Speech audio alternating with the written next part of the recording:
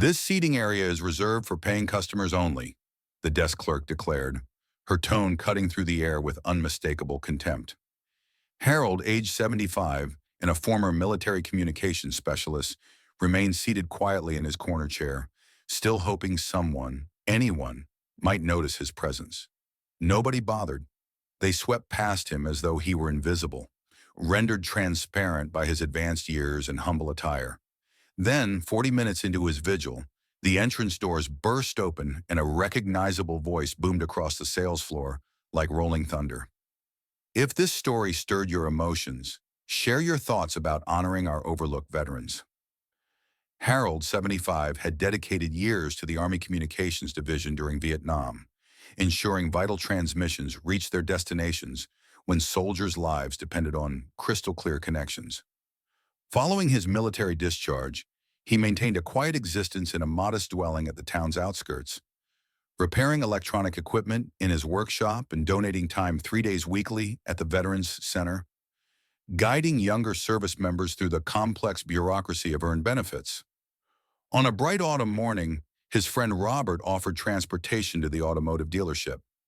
After years of careful financial planning, Harold had finally saved enough to purchase a pre-owned vehicle. Nothing extravagant, merely something dependable for medical visits and grocery runs when harsh weather made walking treacherous. Wearing his finest flannel shirt, well-maintained boots, and his best-preserved denim pants, he entered the sparkling showroom with its mirror-like floors that captured the overhead lighting. The aroma of fresh leather and ambition permeated the atmosphere. No greeting came his way. Not one of the 5 sales representatives gathered around their workstations bothered to acknowledge or even glance at his arrival. He located a chair near the beverage station and waited with the patience his generation had been taught. He offered friendly nods to each salesperson who walked by. None paused or reciprocated his gesture. They flowed around him like liquid navigating an obstruction in its path, present but inconsequential. A young desk clerk with flawless manicures and impeccable styling eventually noticed him and approached with displeasure written across her features. "This section is designated for buyers, sir," she stated, emphasizing the final word in a manner suggesting he was decidedly not one. "I'm here to purchase an automobile," Harold responded gently, his weathered palms resting upon his legs. She examined him thoroughly, taking inventory of his modest garments and elderly appearance. "Then someone will assist you in due time," she answered dismissively, her pause speaking volumes about her evaluation of his purchasing power. 40 minutes elapsed, measured by the steady rhythm of the wall timepiece. He sat without complaint, reluctant to create disturbance. That had never been his approach, not even when gunfire erupted through jungle canopies. Tucked in his wallet's corner was a faded snapshot. Him and his former squad standing beside their commanding officer, Major Robert Wilson. The photograph showed wear from frequent handling, a memento from an era when his contributions mattered. Nobody inquired about his background. Nobody offered refreshments. Nobody cared. Harold exhaled deeply, clasped his calloused palms together, and maintained his patient silence the way veterans often do when society overlooks their sacrifices. In the rear office, visible through glass paneling, 3 salesmen huddled around a desk, occasionally glancing toward Harold and snickering amongst themselves. "That fellow's been stationed there forever," one remarked, straightening his silk necktie. "Probably just seeking complimentary coffee and a warm place to rest." Another, younger but equally dismissive, joked, "Wonder if he still possesses a valid license. Doubt he can see beyond the vehicle's front emblem." The receptionist joined their circle with an eye roll. "He's likely here to escape the weather. We encounter these types occasionally. They wander in appearing confused, then depart when they realize we're not dispensing charity." Outside in the maintenance area, a younger employee named Marcus observed the scene through the showroom windows. Something about the situation troubled him deeply, creating an unease he couldn't precisely identify. "Are we certain he's not here to make a purchase?" Marcus questioned when he stepped inside for supplies. "He's been waiting quite extensively." "Trust me," the sales director responded with a patronizing grin. "I've been in this business 20 years. You don't earn commissions from charity cases. He's not worth your effort. Harold, still occupying his corner position, retrieved a small worn journal from his shirt pocket and began sketching quietly, an old habit from wartime when waiting formed as much of duty as action. Its pages contained precise antenna diagrams, call signs recorded in steady penmanship, and a boxed quote from his commander. No transmission ignored, no signal abandoned. Suddenly, the showroom's ambient sounds, the murmur of sales conversations, telephone rings, coffee machine gurgling, faded to silence. A sleek black vehicle pulled up outside, its polished exterior reflecting the noon sunlight. Out stepped a man in a perfectly fitted suit, confident and commanding, with military bearing that no amount of civilian life could diminish.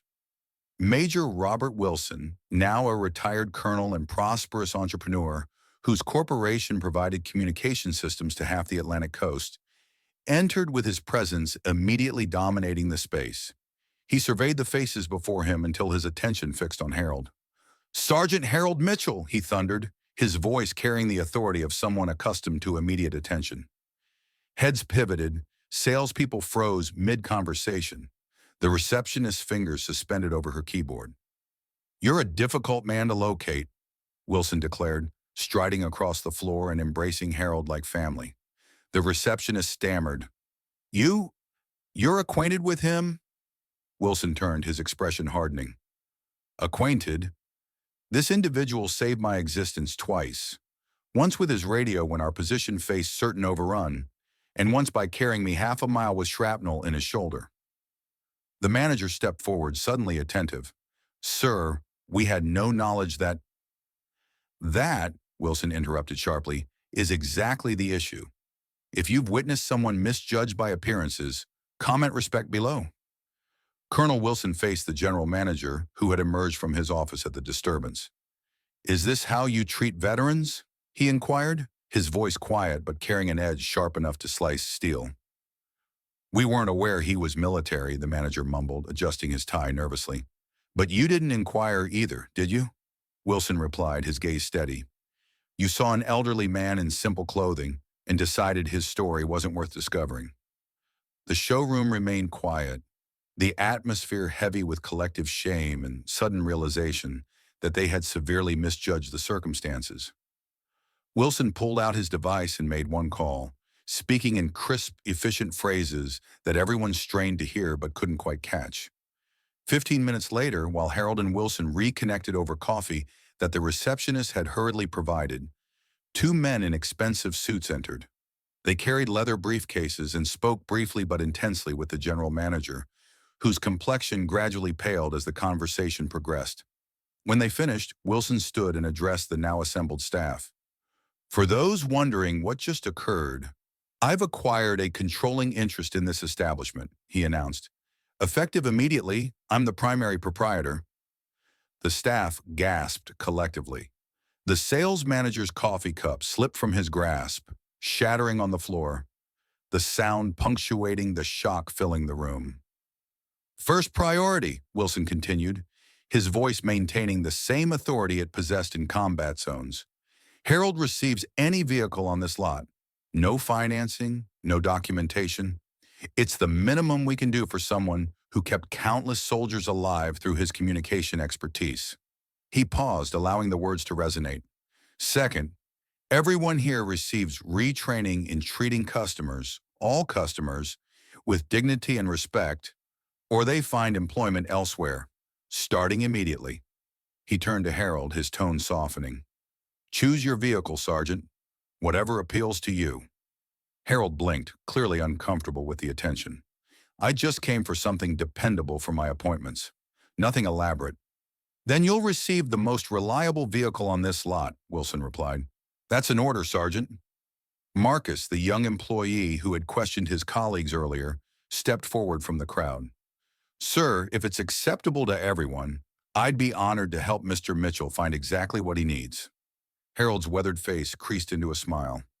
"Then let's do this together, son." As they walked toward the pre-owned section, whispers spread through the remaining staff.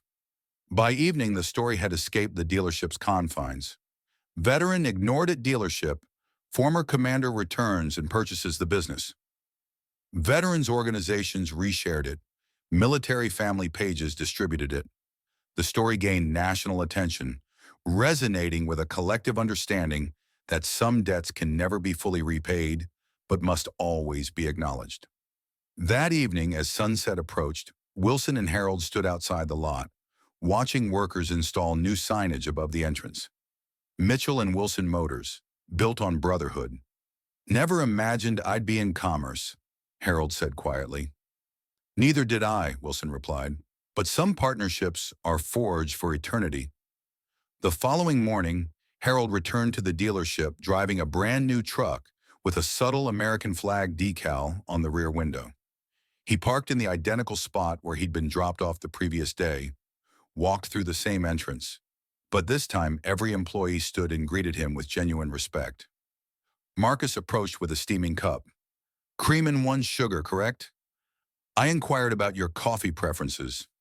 Harold chuckled, his eyes crinkling at the corners. "Someone's been paying attention."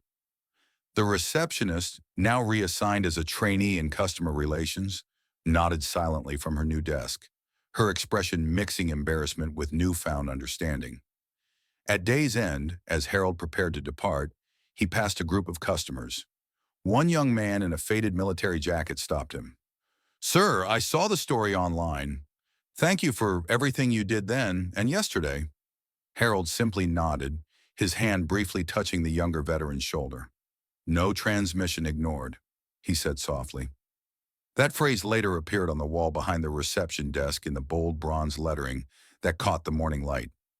The dealership became known throughout the region as a place where veterans received special consideration, not because of policy, but because of a lesson learned the hard way about judging worth by appearance. Subscribe to Iron Spirit Stories if you believe true respect begins with listening. Iron Spirit Stories, because some heroes never cease serving.